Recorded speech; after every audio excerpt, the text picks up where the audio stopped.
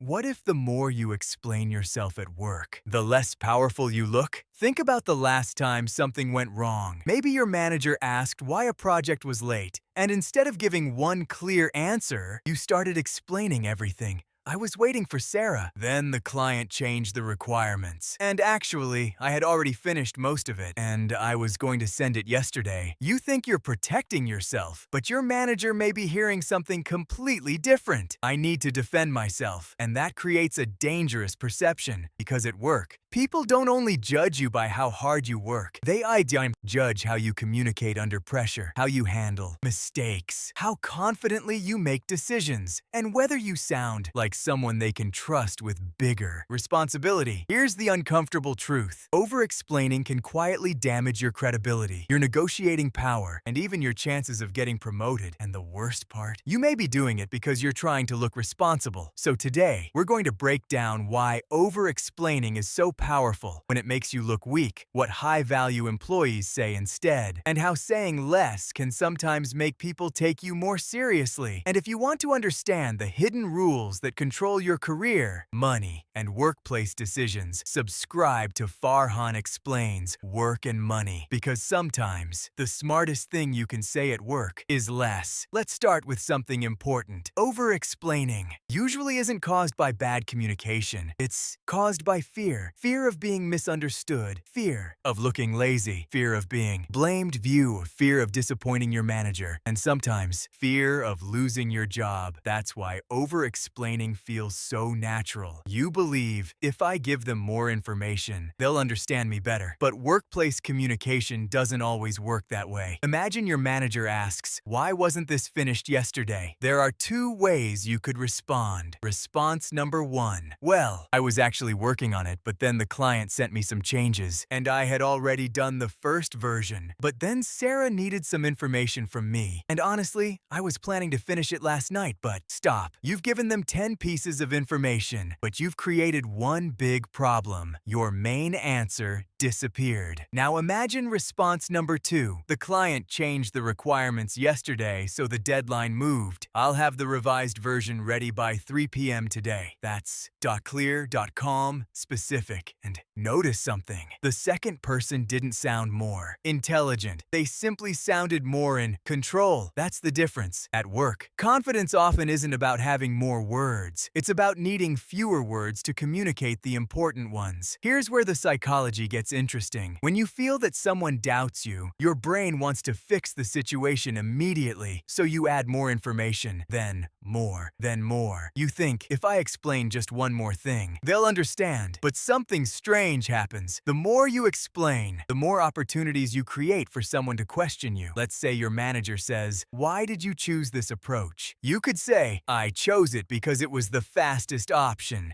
and based on the information we had, it seemed like the best decision." Done. But an insecure response might sound like, "Well, originally I was going to do something else, but then I spoke to John, and he said this might be better. And honestly, I wasn't completely sure, because we didn't have all the information, and I thought maybe we could try this first." Now your manager has a completely different impression. Not necessarily because your decision was wrong, but because you sound uncertain about your own decision. And this is one of the most important workplace lessons. People often judge your confidence through the way you communicate your decisions, not just the decisions themselves. This becomes especially important when you're trying to move into management, negotiate salary, lead projects, or take on more responsibility. Because companies don't only promote people who can do the work, they promote people who can communicate responsibility. And responsibility sounds different. It sounds like, "Here's what happened. Here's what I'm doing about it. Here's what I need. Here's when it will be done." That's leadership language. Now let's move into the money side, because this isn't just about looking confident. Over-explaining can affect your salary negotiations. Imagine you're asking for a raise. Your manager says, "Why do you think you deserve an increase?" And you respond, "Well, I've been here for 3 years, and obviously I appreciate the company, and I know budgets are difficult right now, and I don't want to sound demanding, but I've taken on more responsibilities, and I've been helping the team, and honestly, I wasn't even sure if I should ask." You may be saying all the right things, but psychologically, you're weakening your position. You're apologizing for asking.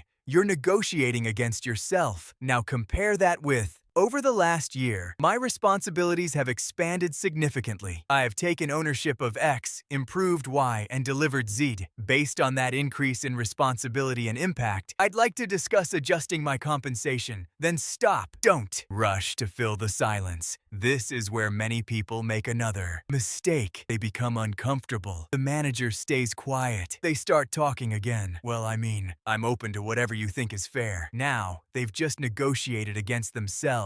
Remember this, silence isn't automatically rejection. Sometimes silence is simply someone thinking, and if you panic every time the room becomes quiet, you'll often give away information you didn't need to give. This is one of the most underrated skills in professional communication. Knowing when to stop talking. You make your point, then you stop. You answer the question, then you stop. You make the request, then you stop. You explain the decision, then you stop. This creates something powerful. Space. Space changes how your words feel. Imagine someone says, "I'd like to discuss my compensation." Then silence. That sentence feels serious. Now imagine, "I'd like to discuss my compensation because I've been here for 3 years and I know budgets are tight. And obviously I'm grateful for the opportunity and I don't want to make this awkward, but the request becomes weaker. Same person, same job, same evidence, different communication. This is why strong communicators aren't necessarily the people who talk the most. They're often the people who know what doesn't need to be said. And this skill becomes even more valuable during difficult conversations because when emotions rise, people start explaining. When someone accuses them, they explain. When someone questions them, they explain. When someone disagrees, they explain. And eventually, they've turned a simple conversation into a courtroom. You don't always need to prove your innocence. Sometimes, you simply need to state the facts. Here's a situation almost everyone has experienced. Someone asks, "Did you send the report?" You know you didn't. Instead of saying, "No, not yet. I'll send it by 2 p.m." You say, "Well, I was going to send it, but I had to deal with that other issue first, and then I was waiting for the numbers, and actually, I had most of it ready." Why? Because you want to make sure they know you weren't lazy. But here's the problem. The longer your defense becomes, the more important the missing report starts to feel. The cleaner answer is, "Not yet. I was waiting for the final numbers. I'll send it by 2 p.m. You admitted the fact, you gave the reason, and most importantly, you gave the solution. That's mature communication. Notice what you didn't do. You didn't blame anyone. You didn't tell a 10-minute story. You didn't turn yourself into the victim. You simply handled the situation. And that creates a much stronger professional image because mistakes aren't always what damage your reputation. Sometimes your reaction to the mistake does. A person who makes a mistake and calmly fixes it can appear more trustworthy than someone who makes a small mistake and spends 5 minutes trying to prove it wasn't really their fault. So when should you actually stop explaining? Here are 4 situations. Number 1, when the question has already been answered. If someone asks a simple question, give a simple answer. Don't create a story around it. Question, "Can you finish this today?" Answer, "Yes, I'll have it ready by 5. You don't need yes, definitely, because I've already started it. And I think most of the difficult part is done. And unless something unexpected happens, stop. You already answered. Number 2, when you're being challenged emotionally. Someone says, "You never communicate properly." Your first instinct may be to defend yourself. Don't immediately react. Instead, "I understand that's your concern. Which specific communication issue are you referring to?" Now you've moved the conversation from emotion to evidence. That's powerful. Number 3, during salary negotiations, never apologize for discussing your value. Don't say, "I know this might be a lot. I completely understand if there's no budget. I don't want to seem greedy." You can be respectful without weakening your position. State your case, give your evidence, make your request, then let the other person respond. Number 4, when you realize you're trying to make someone like you. This is probably the biggest one. Sometimes, over-explaining isn't about information, it's about approval. You want your manager to know you're a good employee. You want your coworkers to understand your intentions. You want everyone to know know you're not difficult, so you keep explaining. But here's the uncomfortable truth. You cannot control everyone's opinion of you, and trying to do so can make you communicate from insecurity instead of confidence. High-value professionals don't try to make everyone approve of every decision. They communicate clearly, they stay respectful, they take responsibility, and they move forward. Now, let's make this practical. Instead of over-explaining, use a simple four-part structure: fact, reason, action, stop. For example, I'm behind on the report. That's the fact. The client changes, delayed the final numbers. That's the reason. I'll have the completed version by 3 p.m. That's the action. Then, stop. Another example. Your manager says, "Why didn't you attend the meeting?" Instead of a long explanation, "I missed the meeting because I had a conflicting client call. I'll review the notes and follow up with the team." Fact,